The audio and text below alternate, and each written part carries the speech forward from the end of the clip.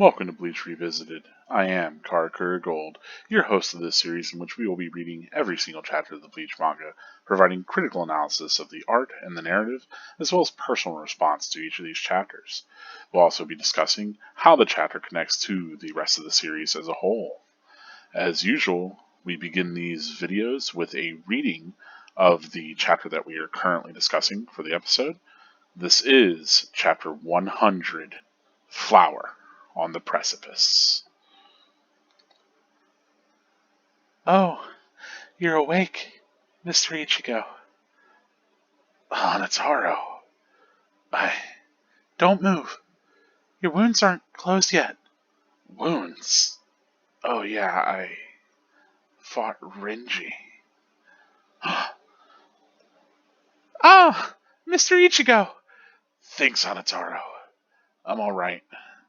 What are you talking about? You shouldn't move yet. I have to go. Mr. Ichigo! Mr.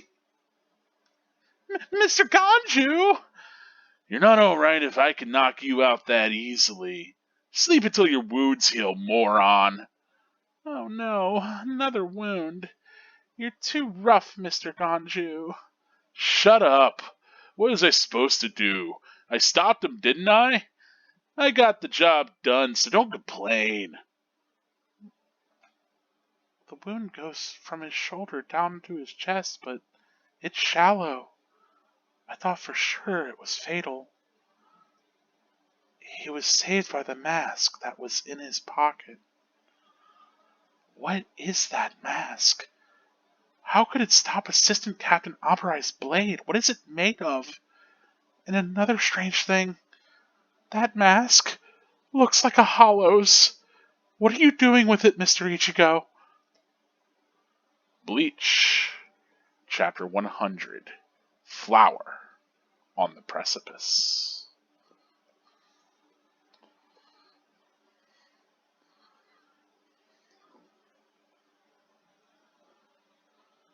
Assistant Captain Aburai's treatment is over for the day.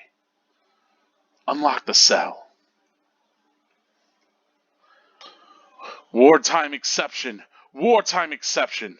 Senior officers, including assistant captains, are permitted to wear a sword within the court, and full wartime usage is permitted by the authority of the captain of the first company of the 13 court guard companies, Captain General Shigekuni Genryusai Yamamoto. We've tightened our defenses, but the enemy has defeated Assistant Captain Aburai. They could attack the barracks at any time. Assistant Captain Hinamori, be on your guard. Yes, sir. Wartime exception? Swords? Renji. How did this happen? Why make us carry Senpakto? Is the threat really that serious? Beware the third company. Especially Captain Aizen. I don't want to fight.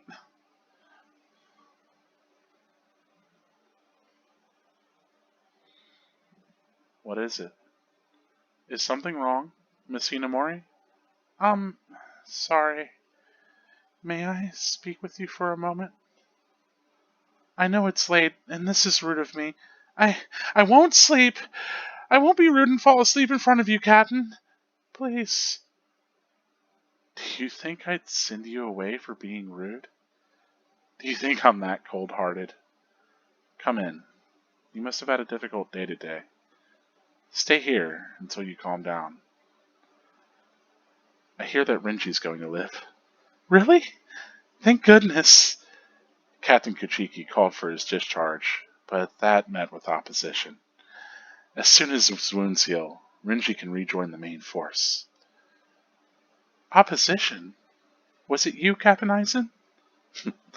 Not just me. He's a good fighter, and well liked by everybody.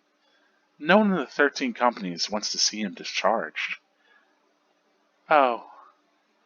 Captain Aizen's words, his voice, everything about him soothes my fears. I'm glad I came here tonight. I'm happy to work under you. Captain Aizen.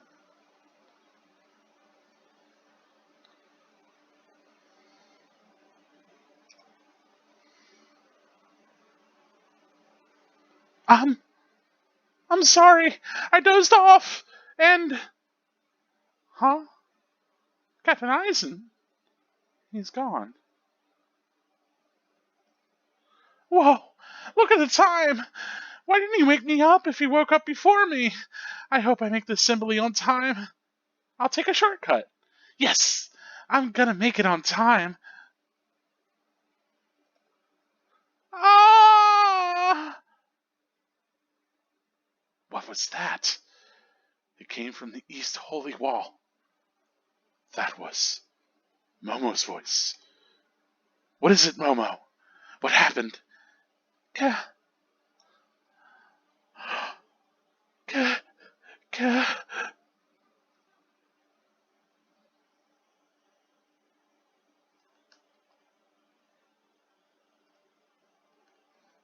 Ka... Captain Aizen! And that is it for the 100th chapter of Bleach. Bleach, chapter 100. The Flower on the Precipice. Aptly named so because that is also, of course, the volume name, and that is, Aizen on the volume, and Aizen features pretty prominently in this chapter. So if you were wondering, hey, what are they going to do for chapter 100 of Bleach? Are they going to do anything special? Is anything going to get mixed up? Well, yeah. The big twist, or I guess moment of this arc, one that a lot of people didn't see coming, is Aizen pinned to the wall. Now, we'll talk a little bit more about that whenever we actually get to those pages, but let's go back to the beginning of the chapter and let's actually start with a typical, our page-by-page analysis going through the entirety of the chapter, talking about the art, talking about the narrative, talking about a little bit of the themes, interweaving my personal response to all of it, how I feel about the chapter, especially having coming back and rereading it after all these years. So, yeah, it's a cool one. Chapter 100, let's go. So we literally open on, I like this kind of awakening, this dark hair coming in this place, and it's our old boy Hanatari Yamada, and he's patching up Ichigo, and I love that he's got the big gloves on, he's got all these little bandages and everything. He's really putting in work, Do appreciate it. And Ichigo's woken up, and we know that's going to take a whole day for Ichigo to recover. So the fact that his wounds aren't even closed yet speaks towards the fact that Ichigo's maybe making a quicker recovery than expected, but not a full recovery as he tries to get up. He's got this kind of dire sense about him, and I love how serious Ichigo looks here in these panels. And Hanataro is really trying to stop him. I like Ichigo kind of just scruff, carrying Zangetsu kind of against the floor even, and Ganju just gives him a big one punch to the doorway. I love that Ganju even understands his own relative strength, as in he's not nearly as strong as Ichigo, but he's like, man, if I can knock you out, you need to sleep, dude. And it's back and forth because again, Hanataro is so used to getting bullied and so used to not having any sort of strength, and so the fact that he's hurt Ichigo even more. I love Ichigo just look at his stupid face as he's knocked out. I do think it's nice that Ichigo still has that scar on his chest from whenever he was injured by Akuya. I wonder if we can see it. Yeah, we can sort of see it here in the center of his chest.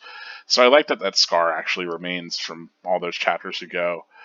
But now he's got some new scars over his shoulder, right? He's got these old ones from the old battle with Renji, I believe, but now he's got some new ones too, as he has been injured in this fight. But we find that it was in fact this mask that kept him from fully taking this injury. And so this is perhaps a twist that you might not have foreseen. It is sort of foreshadowed in the earlier chapters, but I do love this kind of lead up to it where you have Hanataro and he's looking down towards this panel, towards the wound, kind of, he's really focused on that, and he looks away, and we turn away for that page turn to what he's focusing on that's off page. And I always love whenever manga does that, where the character's actual reactions are relevant to the paneling and the page layout. It's always a good kind of flow to it for me. And here we see Ichigo's mask. This is the same mask that he had like a fragment of whenever he was in the pit, right? Whenever he was undergoing hollowification, if you remember under Urahara Kisuke's training, right? And so he had a fragment of this mask on, because the worry was that, of course, he would hollowify, and he had to awaken his Soul Reaper powers before that happened, before his soul was subsumed by his chain of fate devouring itself, right? And eventually devouring his heart. And so it seems as though perhaps a little bit of that lingers as he has manifested this mask. And I do believe the design is somewhat different, because I don't think we got the full mask before. I think we only got a portion of it the last time that we saw it back in that training with Kisuke. And then, of course, he awakens, he has the mask on, and he shatters it away and shows that it is, in fact, just Ichigo, right? And then it seemed like it would broke perfectly fine with just a, sword tap to the face. But here it seems as though this mask has completely outright blocked Renji's attack somehow, right? Zabimaru should have sunk deeper into him. And so you have to wonder, what's going on there? Is there some sort of vestige of hollow power that is happening with Ichigo? That certainly seems to be the implication that this mask is appearing. The other thing is that there's these 3 kind of red streaks down the mask. I say red because they're red in the anime. These dark streaks that design the mask that kind of come around here. And I don't believe that those were present initially whenever he awakened. I think those are added. I think the significance that you can kind of infer is maybe because this mask has appeared on Ichigo a second or a third time. Definitely a second time, because we've seen it. But maybe it's been on him whenever he was in that Ikaku fight as well. Who knows? Nevertheless, he seems to be able to manifest this mask, perhaps in retaliation to danger, and it saved his life. At least that seems to be the implication for a little bit of how Ichigo survived some of those wounds that were inflicted upon him before he found his resolve in that battle, right? So this opens up a few questions for us, like what exactly is going on with Ichigo? And this has been a common refrain from a lot of our characters, right? Like, who exactly are you? What are you? How can he challenge these people? Is it just that training with Urahara? Well, perhaps there's a little bit more to it. Perhaps Urahara pushed him towards those limits because it might awaken something more within him, or perhaps this is just an unforeseen consequence of that training. And this is one of the things that I do like about Bleach, that it does explore a bit, is that, like, the kind of, and you have to sort of tackle this in a lot of series, right? It's like, okay, how are you going to create these legitimate threats, these characters that have been in the world, that have been training for all these years, especially in one like Bleach, where you have these immortal characters that have been training hundreds of years, that know all of this technique and stuff. How do you have a character like Ichigo, who's like a teenager, who's just been introduced to this world, reach those levels of power, and not make it just completely seem like, yes, of course, he's the protagonist, he's going to be that powerful. And there's a lot of different ways you can approach it. And I think one of the interesting things that they do here is that Kisuke has this secret sort of training method to train Ichigo, right? That he has all these, like, do or die, very high risk methods. But they might have some sort of unforeseen consequences, like perhaps he's invited some sort of hollow aspect upon his soul. Certainly that's my speculation here, and we can talk more about that in the comments if you'd like to. Obviously, if you want to talk about anything spoiler related, we can talk about that. Just tag your comment as a spoiler first and foremost. But I think the interpretation that we're supposed to have here is that for some reason Ichigo can manifest this hollow mask. It's the same sort of hollow mask he manifested back in Kisuke's training. Clearly there's something kind of conspicuous about that. And Ichigo does not seem aware of it, so it seems as though something that he kind of unconsciously does. which is even more in line with what we know about hollows, that hollows seem to be like creatures that act on pure instinct. And so if this is something that's instinctual for him, if he's not really, he's not like thinking to himself, oh yeah, I'll make this hollow mask so I can block this attack, but it's something instinctual, that's interesting. As we know, or at least perhaps remember from the Demi Hollow's creation, is that the Hollow Mask was like a part of its body that it like vomits out across its face, like the remnants of perhaps even its heart. I don't know if it gets said for sure, like what kind of part of the soul becomes the mask. Because I'm pretty sure that gets brought up, but I could be misremembering. Nevertheless, it's like an integral part of the Hollows, right? It is the way that they mask their humanity, and kind of deny their selves. And so, yeah, it's interesting that they have this mask that's kind of been protecting Ichigo. And kind of historically, Hollow Masks aren't that strong. I mean, we've known that you have to land a pretty decisive blow to the head to kill the Hollows, but this is the first that we're going to be being told of, like, what's it made of? I mean, reishi, right? But like, how dense is it? Is it capable of stopping such a ferocious attack? Who knows? Nevertheless, that's essentially all that I had to say about the Hollow Mask for now. I guess you could also take it from the angle of somebody slipped it onto his person, but that just feels a lot less likely than the other avenue. I mean, we don't really have confirmation one way or another here. Just like, I don't know. I feel like if Kisuke was sneaking Hollow Mask onto Ichigo, we maybe would have had a little bit of a nod towards that. I do like, of course, we get reminded about Aizen here, and this is notably the same pose that Aizen is in on the volume cover. This kind of arms inside of his sleeves, very relaxed, sort of straightforward pose. And so it's neat here that this is a callback to, of course, well, at the time this would have been its own cover, and then the volume cover would have been a callback to this pose. So it's interesting, you're supposed to kind of make the connection between the two. And certainly as somebody that's reading the volumetric format, which tends to be the way that Kubo tries to write these, is with that intent. I feel as though that was very intentional, that anybody reading the collected Tankobon or the volumes, they would see that volume cover and then recognize Aizen here, as well as recognizing the flower on the precipice being not just the name of the entire volume, which typically the volume name chapter comes pretty late into the volume. The previous one, Stray Dog and Star, that was the very last chapter of the previous volume with Renji, right?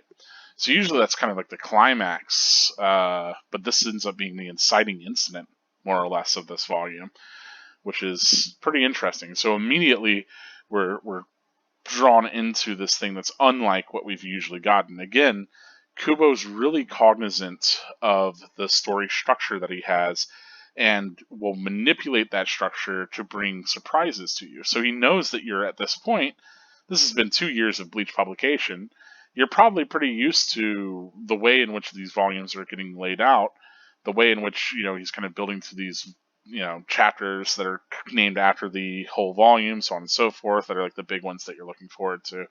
So I do like that, that is a disruption, just like the thing that happens in this volume is a pretty big disruption for us, right?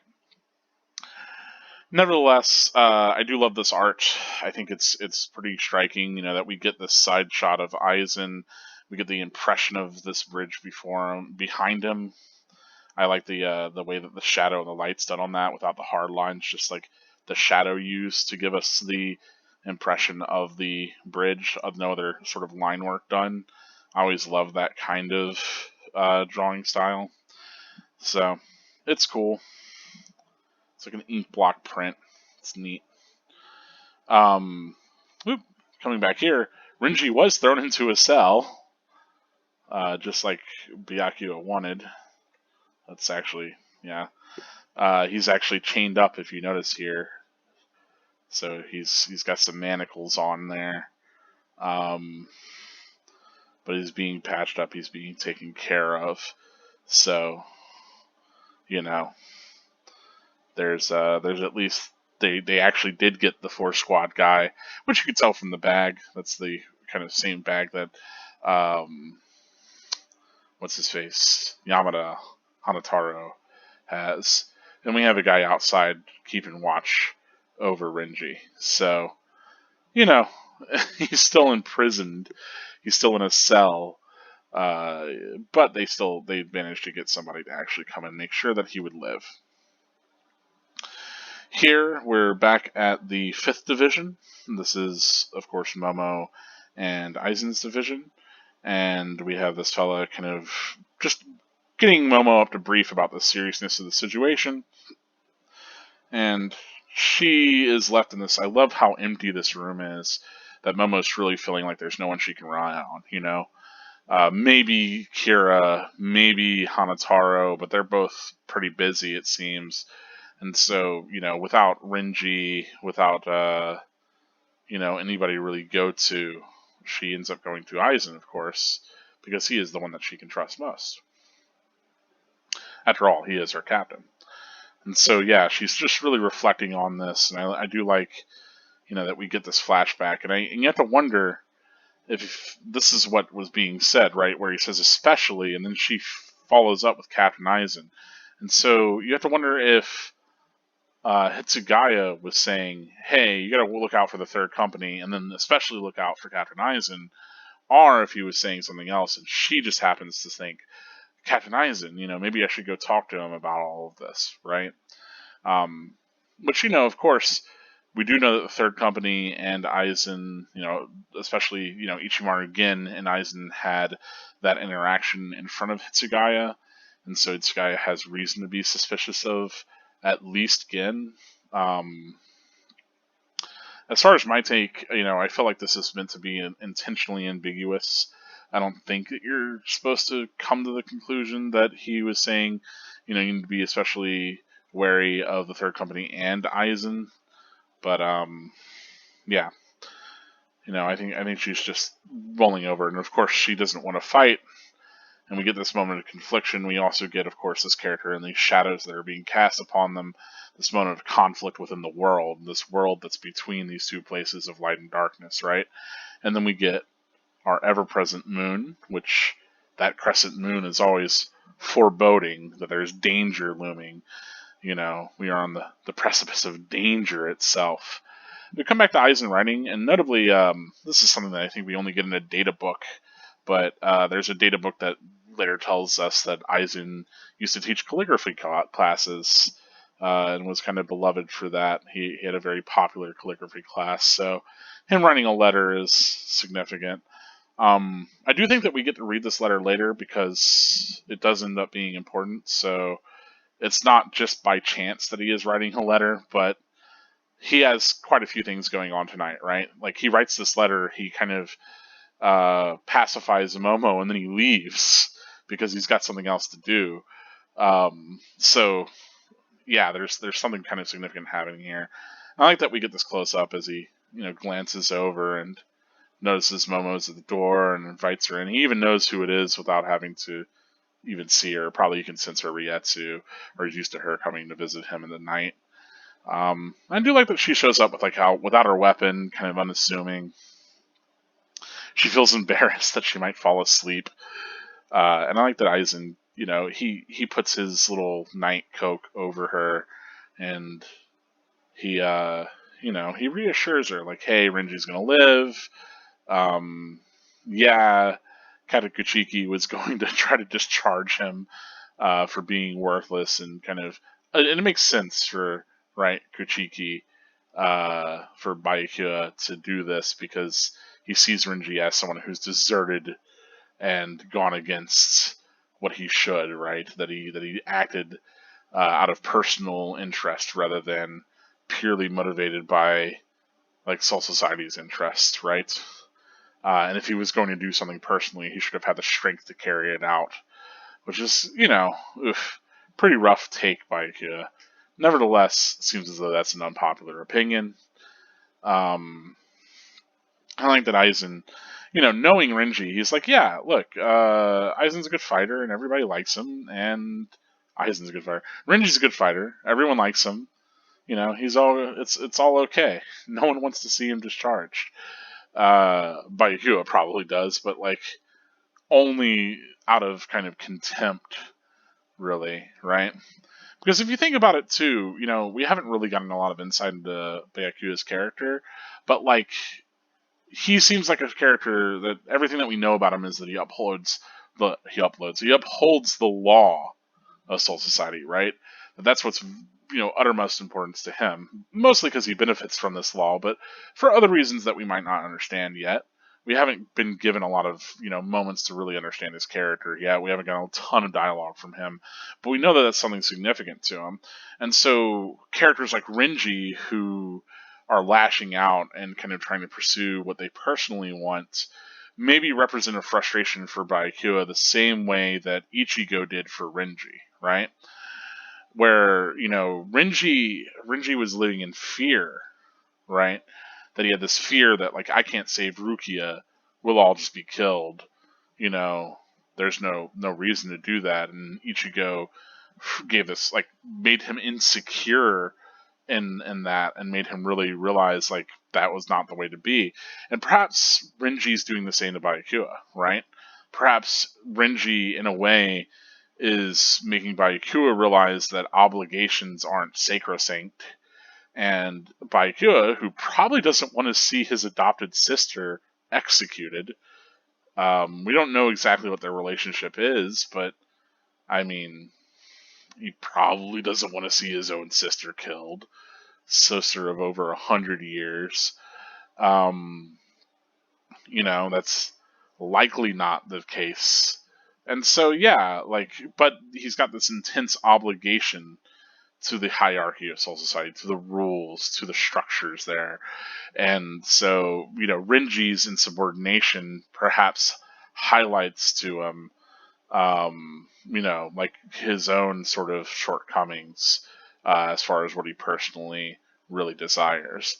Maybe. That's just speculation on my end, but I think that would make a kind of neat through line that people kind of sticking to what they truly kind of feel and want to pursue is something that unnerves those who don't, right? Unsettles them. Ichigo and Renji, and then later Renji and Byakuya, perhaps. So something to think about. A little bit of a kind of mirrored story. How, especially because a lot of Bleach is how these characters can affect each other, right? How this connections that people can have to people, both dead and alive. Obviously, a lot of Bleach is dealing with the trauma of death, and it looms in this chapter. I mean, I love that coming to that, we have all these characters that are in conflict because Rukia is going to be killed, but then moreover, we establish this really nice relationship between Momo and Aizen, right? That Aizen is like more than anything. Like Momo is very much a character that worries a lot, that is very emotional, and like even maybe has some issues controlling herself. And Aizen's able to be her rock. Like he's able to kind of steady her, and that's probably why she's become the vice captain in his company. Is because he's been so well at balancing her out. And I think that's cute. It's a nice relationship. Of course, I love, she's like, I'm glad I came here tonight. I'm happy to work under you. And then Captain Aizen and working under gets split by that ominous moon again, which is, again, like just this foreboding moment for Aizen. And once again, we get it. In this wonderful kind of long panel here, we get that framing of the moon as Aizen's turned out of the door to leave. We have a much more serious expression than we're used to seeing on Aizen as he goes about some matters in the dead of the night, right? He's left Momo to sleep, and he's, exited out of there, and there's somebody behind him. And it's another Soul Reaper. We can tell by their, their sandals, I guess, their Shihaku show. We can't see if it's Captain or not, so it's intentionally left, unclear. Who is this other Soul Reaper? Who's this person that's shadowing Aizen? Nevertheless, we do know that, what happens to Aizen later in the chapter, so we know that there is clearly somebody that's targeting him. And you have to wonder if Aizen left because he sensed this person, just like he sensed Momo, right? If Aizen left to protect Momo, perhaps, from whoever this might be, to have this confrontation elsewhere, or what it may be. Of course, Momo wakes up. She's got this little alarm, just like Reaver. Her hair's all messed up. Of course, she did fall asleep. I love she's like rushing through here. I like this little hop she does. It adds a little bit of levity to this moment. That like she's like, oh no, I overslept. She's got like the toast in her mouth practically. She's like, I'll just take a little shortcut to a little place that's blocked off. And we see why, I say we see why he's blocked off. I think we're supposed to assume that Momo is the first person who found Aizen here, and perhaps it was blocked off either by one, that other Soul Reaper, to kind of keep people from seeing it right away coming across this way, or two, Aizen maybe led that other person to this isolated area, and then, we see what happened to Aizen. We do get to see some of the other vice captains here. Tetsuzaimon Iba and Matsumoto Rengiku, as well as, I don't remember if we got this character's name, but of course Kira Izuru there. So the various vice captains who were meeting nearby, and of course Momo would have gone to go to that vice captain meeting, so they overhear her. They come around the corner and they find her just absolutely in shambles. And of course, they find Aizen absolutely in shambles as well. And I think kind of notable here is that Aizen's own Zanpakuto is sheathed, and so he's pierced through with another one. Now, as far as this design goes, it's pretty nondescript. It seems like a pretty normal Zanpakuto. And that's the thing, like I've been really paying a lot of attention to the guards and the design of the Asoichi, the Zanpakuto, whatever, the various blades, right, that these characters have, that the Zanpakuto, the Shinigami have. Sorry, I'm getting my terms all thrown away, mixed up. See? You see? It's happening. Anyway, but basically their various swords have very unique personalized designs, right? And so the fact that this has a very standard design speaks towards perhaps an assassin that did not want to give away their identity. Who knows? Nevertheless, I think we're meant to assume that this might have been Gin that did this, because, who's going to pin Aizen up against the side of a building? The idea is certainly they wanted his corpse to be found. They wanted to cause this chaos. And so you have to wonder if it is Ichimaru Gin. Is Ichimaru Gin trying to cause open chaos to throw things into disarray? Or what? What was his plan? If it truly was him. Nevertheless, Gin certainly could have stabbed Aizen up to that place, though that isn't Shinso. Not though, if Gin were to leave his his Zanpakuto inside of Aizen, I think it'd get identified pretty quickly. So I think whoever used this used like a kind of more generic Zanpakuto, one that wouldn't be recognized, which is kind of interesting. So there was some forethought to this. This is definitely planned, mediated, and we know how powerful the vice captains are supposed to be. So the captains are supposed to be so significantly difficult that our main characters are meant to just run away from them should they ever encounter one. So for Aizen to be so sort of unceremoniously killed off screen, murdered, that becomes really, whenever I talk about like the big intrigue plots happening here, the who murdered Aizen, like this who done it sort of plot, this murder mystery, because it's already been like a conspiracy, and clearly Aizen kind of knew too much, right? Like he was the one who let Renji know, like, hey, Renji, I really understand like this isn't normal for an execution. There's something going on here. I'm investigating it. You need to be safe. And as far as we know, that's the only person that Aizen talked to about it. And Renji's in no state to have done this to Aizen. So you have to wonder if like Renji now carries Aizen's torch to a degree, like that perhaps whoever killed Aizen killed him to silence him, maybe.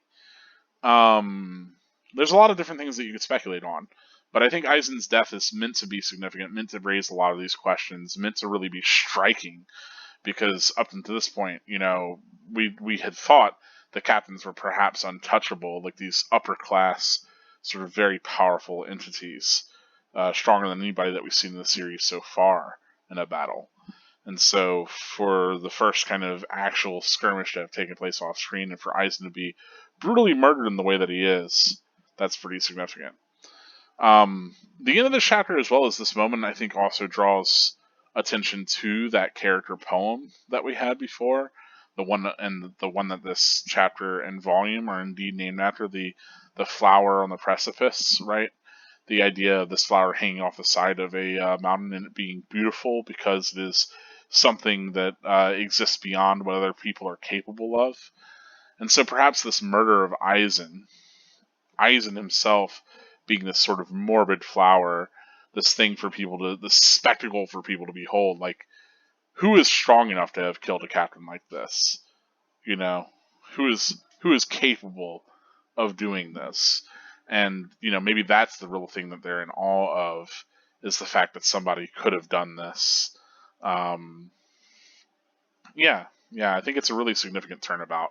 I said earlier twist, but I think maybe less so a twist, because a twist implies perhaps like a setup with a different turnout than you expected. So the setup probably was you didn't expect any captains to get murdered this way. Nevertheless, I mean, this certainly is the big instigating moment that I think for most readers this tends to be the moment that the Soul Society arc starts to really pop off for them. Like, because we already had, okay, well, there's this conspiracy mystery, and that's sort of on the back burner as Ichigo's fighting his way through all these new powerful opponents with interesting abilities. Him and his friends get all separated. They all do their own fights. That's neat. But then it's, this big murder mystery among the Shinigami, and it creates this sort of schism almost, where it's like, okay, well, clearly another Shinigami did this. So, who's it? It's not the Ryoka. I mean, we know that, and assumably the Shinigami know that too. And so we will see how that ends up. We don't get very much time to spend in this scene for the rest of the chapter. We just get to see Aizen's, blood-stained body. His face has suffered a number of cuts, but he's still wearing his glasses. But of course, this almost breaks Momo. And we get that shot of the flower, but the flower's covered in blood. It's this sort of macabre, but perhaps beautiful or otherworldly thing. So a lot going on in this chapter, obviously. Pretty significant. And I mean, art-wise, I just like that Aizen pinned to the wall, like the streak of blood coming down, like this tower, especially knowing that Rukia is in this tower and she's to be executed, and perhaps executed unlawfully, executed, through conspiracy in the same way that Aizen's been killed. That her death, in a way, will, like, this is almost like a reflection of that. I also love that this is, in a way, if you look at it from here, it's almost like the bloodstaining is kind of like a flower, where this is the oh boy, this is where I show you that I don't know what the parts of a flower are.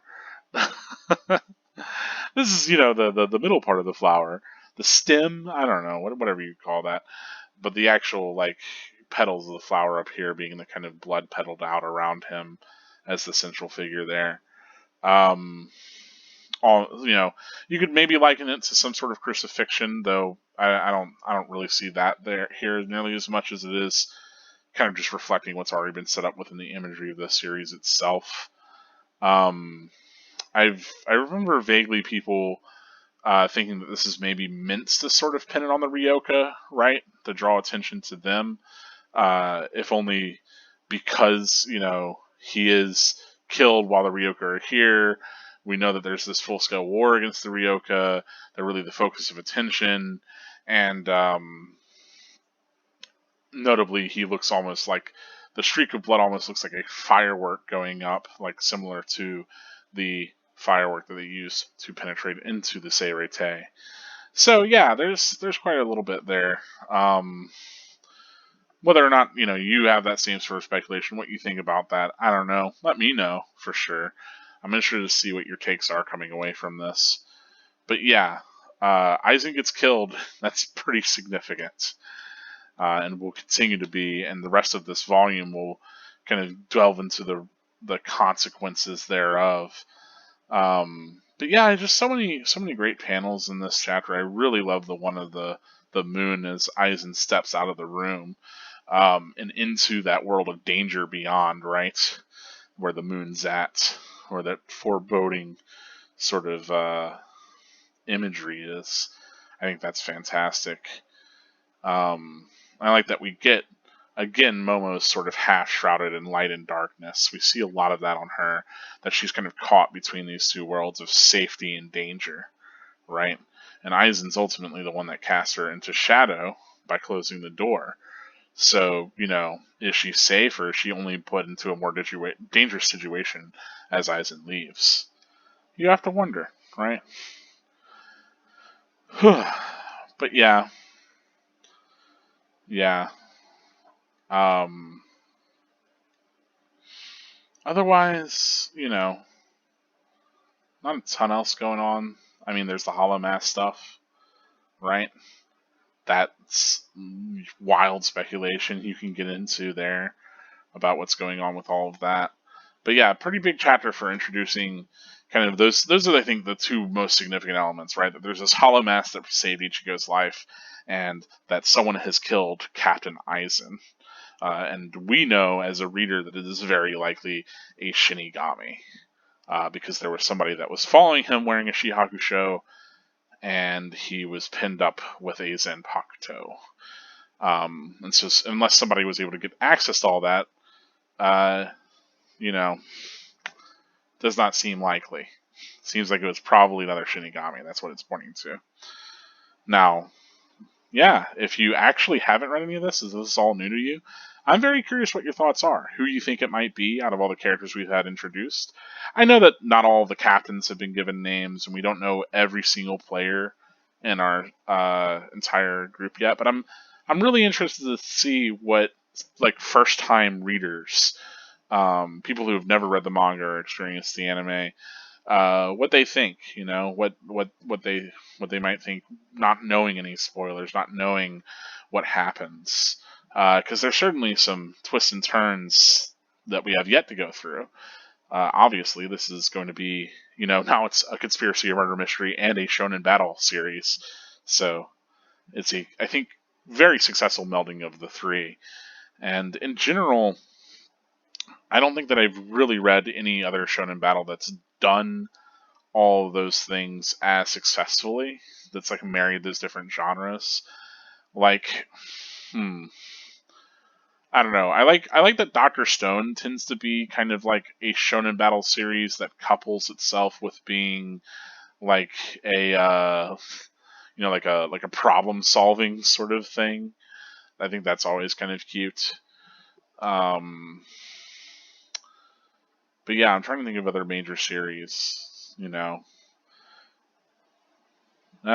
Nevertheless, if you could think of any of the ones that kind of marry those same sorts of intrigue plots or conspiracy plots with a battle plot, I mean, typically there is some sort of, like, a lot of the times you'll get that at the very end of a battle plot, right? Where it's like, oh, your main character, he's fought his way up to the big bad leader, but actually there was a secret dude who was even, bigger bad or whatever, right? I mean, you even get that in a bit of Naruto, right? The later, especially Shippuden, a lot of the later arcs was like, actually, there was this other guy who was pulling the strings, or trying to beat all these people, and now you beat them. There's this actually stronger person, and so I think Bleach manages to avoid the kind of pitfalls of that, of feeling like it's kind of just introducing like a no wait, but actually there's a stronger enemy to defeat. I think Bleach does a very good job of establishing the power of what we have in front of us, right? We very clearly understand, like, okay, well, there are captains, there are vice captains, there are these seated officers. We understand their powers, what's available to them. And outside of that, we understand hollows and what's available to them. Now, I will say, there was that very little moment that we got of those hollows that were more humanoid after everything with Grand Fisher. They were patching him up, right? And so that may come up eventually. But, that's an unanswered thing. So there's clearly some hollows that we don't know about. But right now, as far as this arc goes, as far as we understand, we have a very clear hierarchy of power, and that's going to be more explored rather than it constantly having to be like, okay, well, here's an excuse for why there's a stronger enemy for the character. Instead, it exists within the seemingly organic structure of the world itself. Whew. Anyway, it's a good chapter. I like this one. And I think I want to take a moment to just talk about, in general, another kind of, personal sort of takeaway is this is chapter 100. And so anyone who has been watching from the beginning, who's watched, even if you haven't been watching from the beginning, if you've just watched, my videos 1 through 100, and you've just gotten to 100, congratulations. Well done. You've listened to me for far too many hours. Take a break. But no, really though, I really do appreciate that you're getting something out of this for listening this far, and I hope that I can continue to make a better series for you. I really do appreciate your support, even if it's just viewership, even if you don't have any other mode of engagement. I'm glad that you're there. It does mean a lot to me. Like, as much as this is a series for myself to kind of force myself to go back and revisit the manga, now that I am, much older than I was whenever I initially read it, almost 20 years older whenever it started being published. So, yeah, it's been a trip. It's been a real journey, and I've really been enjoying it more than I thought that I would. I've been finding more to kind of appreciate about Bleach, whereas I expected, and I still expect, that there will be moments that I will be more critical of, that I was already a little critical of as a child, but I didn't quite know why. Or as a teenager, it's like, well, I don't really like this arc for a few reasons, or I don't like this battle for a few reasons, or I don't like this character interaction for a few reasons, but now maybe I can articulate that a little bit better. I don't know, and certain things are also hitting me differently too.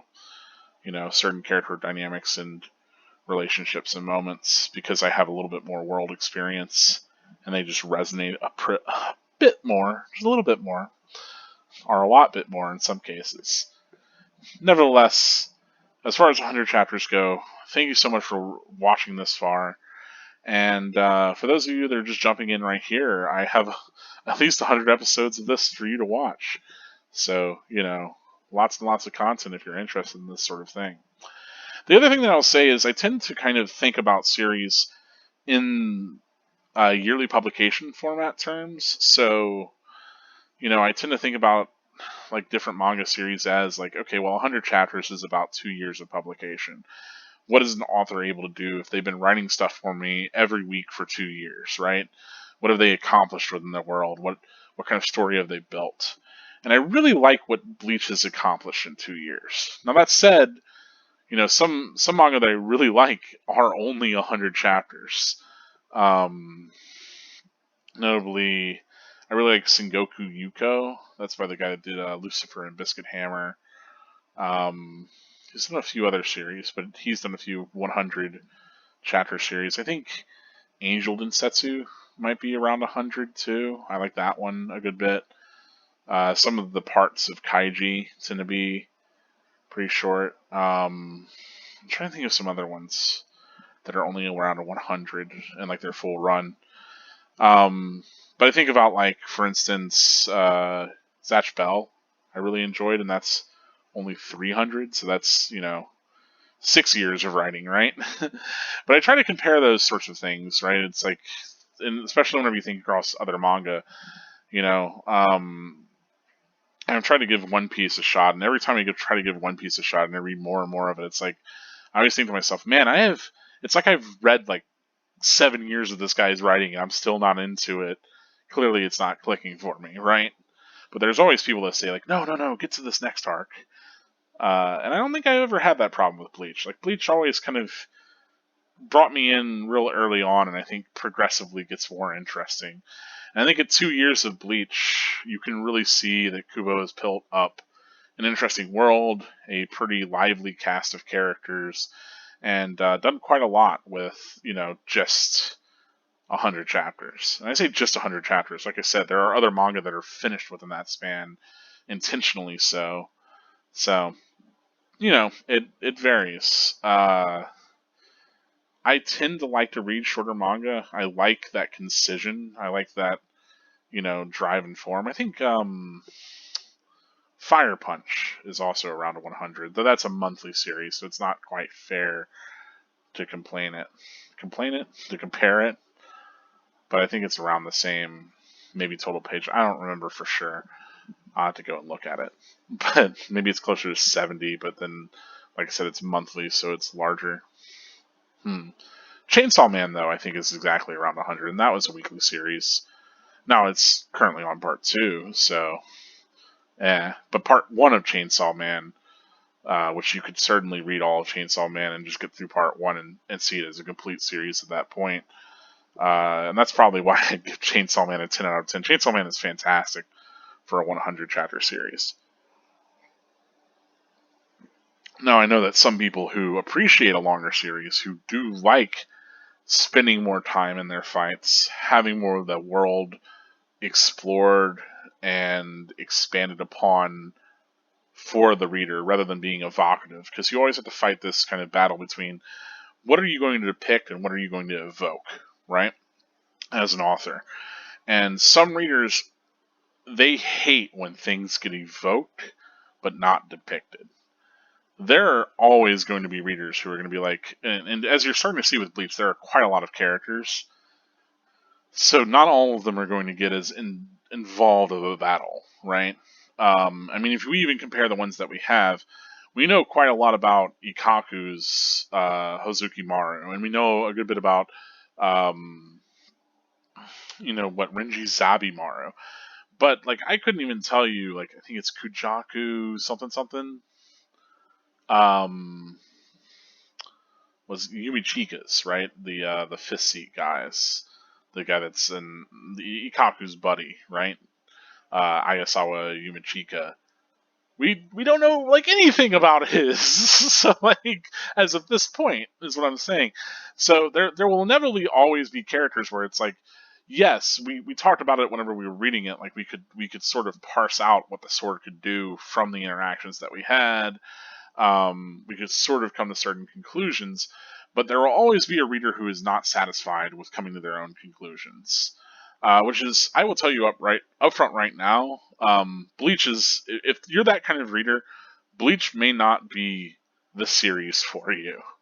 Kubotite has explicitly said in part of, I think it was one of the Naruto light novels, basically, is that whenever he's writing Bleach, he writes it specifically with that sort of writing in mind, where only so many people who are reading are going to be able to pick up on certain story elements he includes in the series, and he likes that. He likes that, like, there's something there more for you to grasp onto, but it's not going to be made explicit to you, the reader.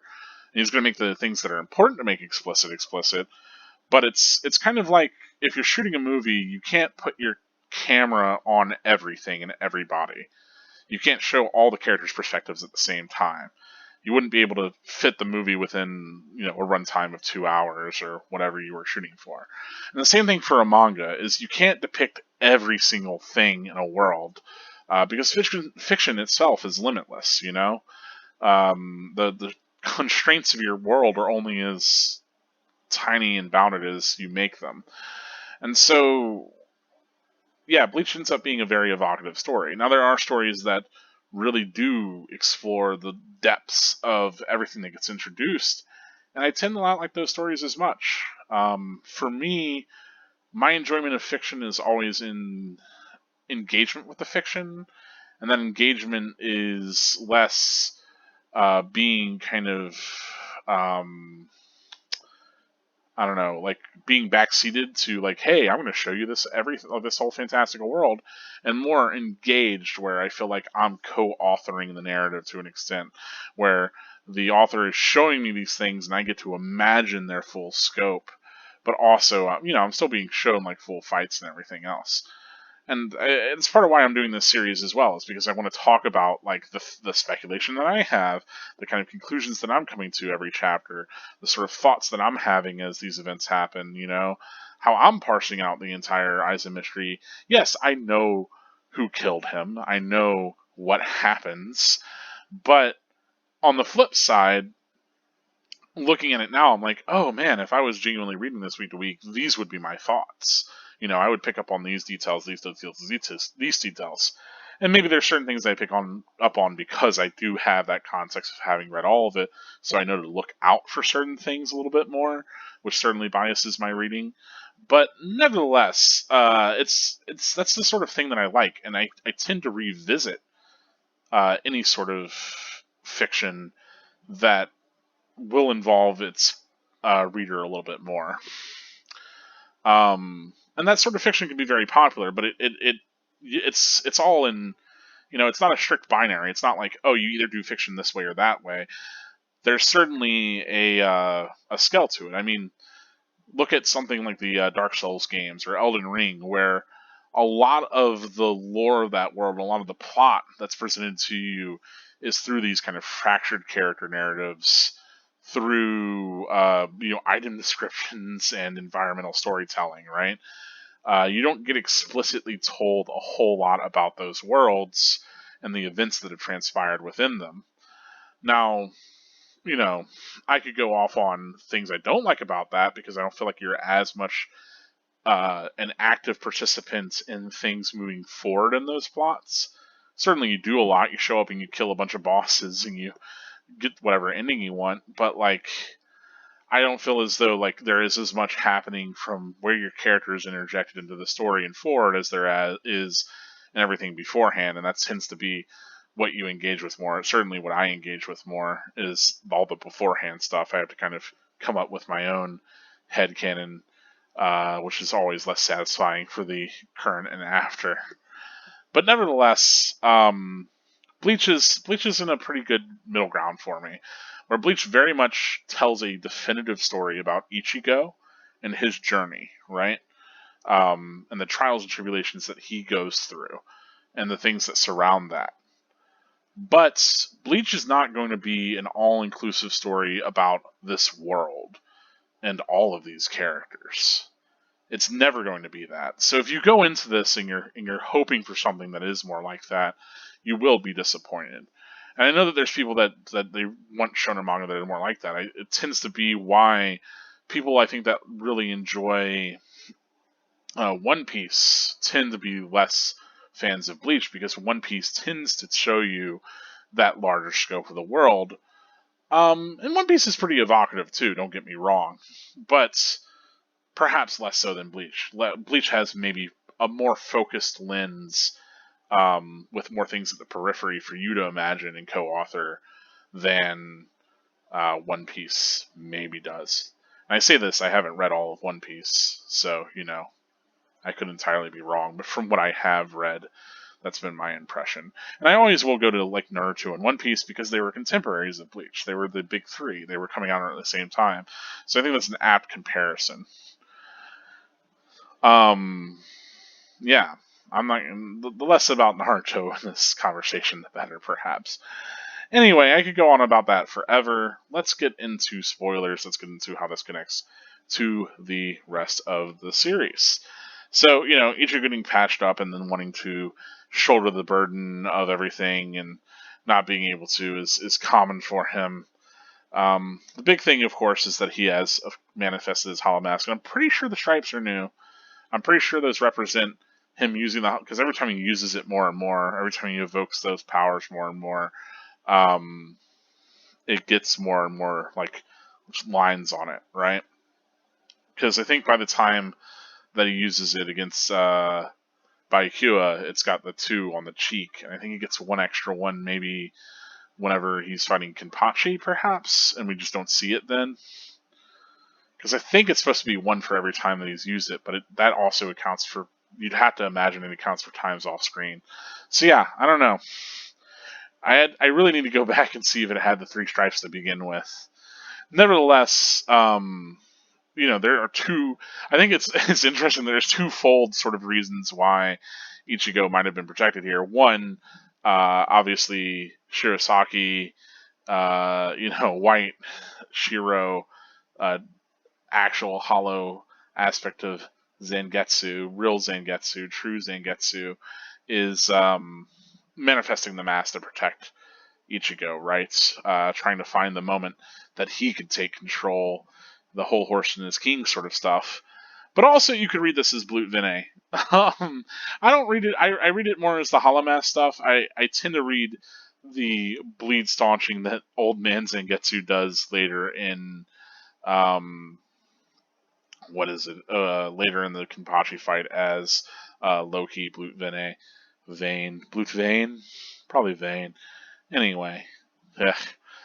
Nevertheless, yeah, Holomass stuff here, which we already knew, and was intentional on Urahara's part. I love that Ichigo has that flashback to Urahara's training. It's like, yeah, but you keep forgetting the part where Urahara made you into a hollow hybrid. You keep conveniently forgetting that part, but that's because we haven't been told explicitly that's what's giving him a ton of power now. Except this is confirmation that it's literally saved his life, or should have. Of course, Aizen being Aizen.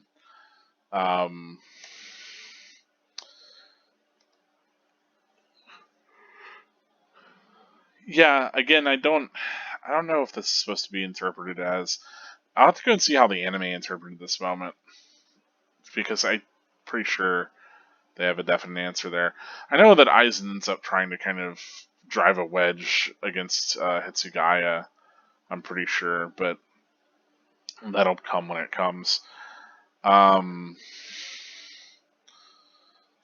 the whole like being in the woman in room what has light that casts into it is something that we will see constantly, especially in relation to Aizen.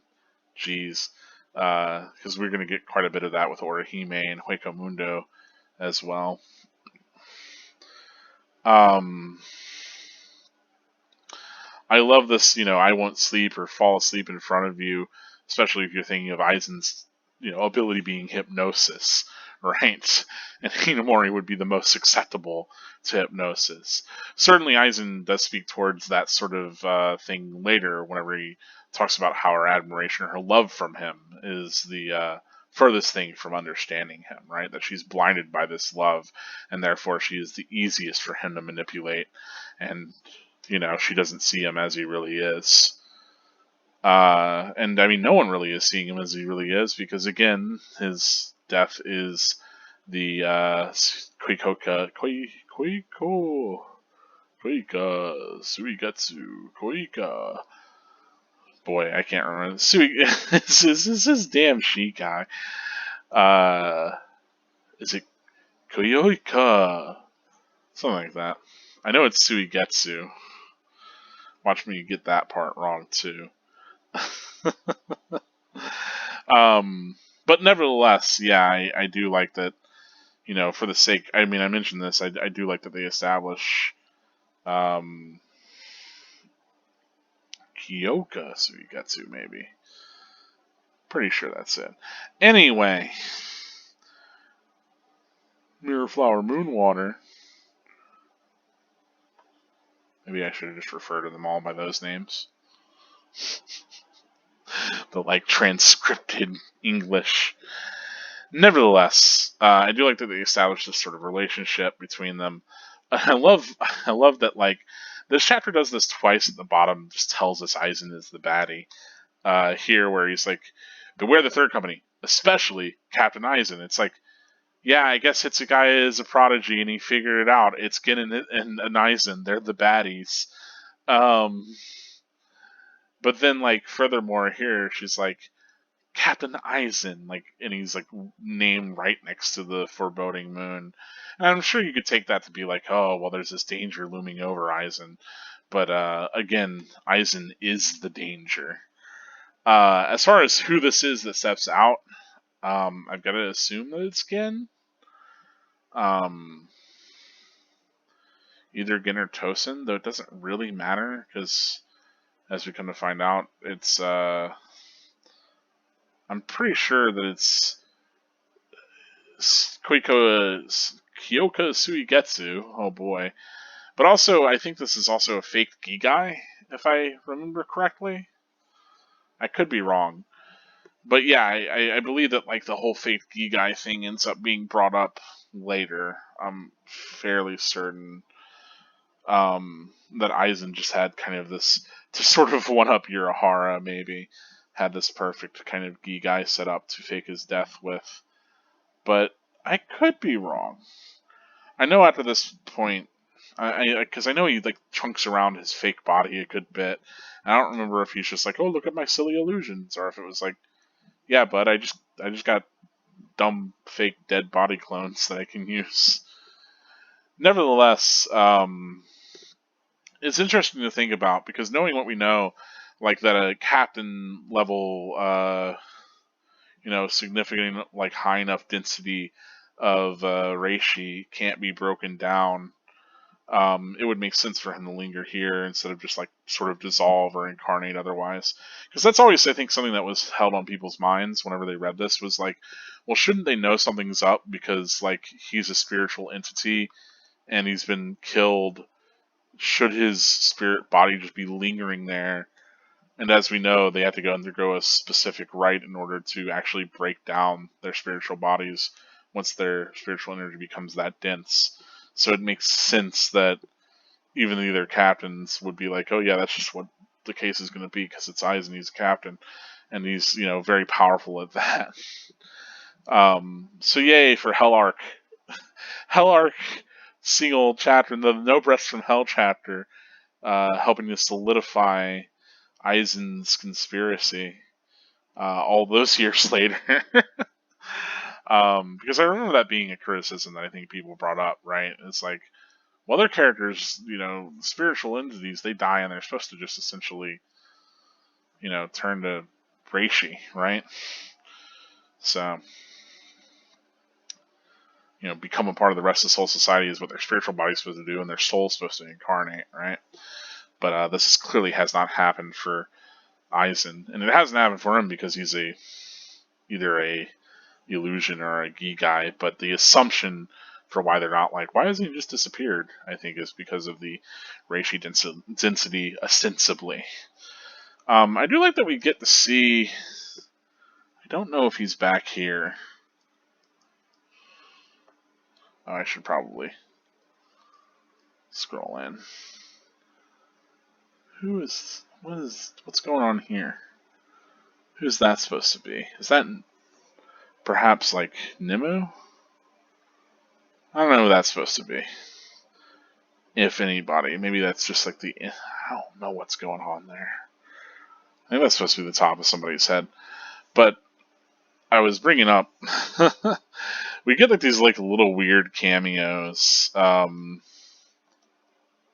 think it's here. We get like just a little bit of an Omega, just like a little, just like a third of the face of an Omega. That's all. Doesn't quite look like Omega entirely, but a little bit of some proto Omega here for you. And here I also forget if Hisagi Shuhei's name has been brought up whatsoever, so I was reluctant to be like, oh yeah, and then we got our whole boy 69 face Hisagi. I never realized that the design around Hisagi's neck is the chains. I always thought it was just like a black bar or a choker. That's cute.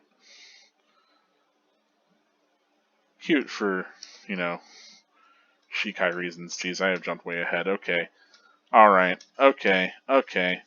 That's it for this one. I'm off the rails. It's late. I'm done. Phoning it in. It's over. As always, thank you so much for watching the video. This has been 100 videos. Congratulations. I'm enjoying doing these, and I look forward to the next 100.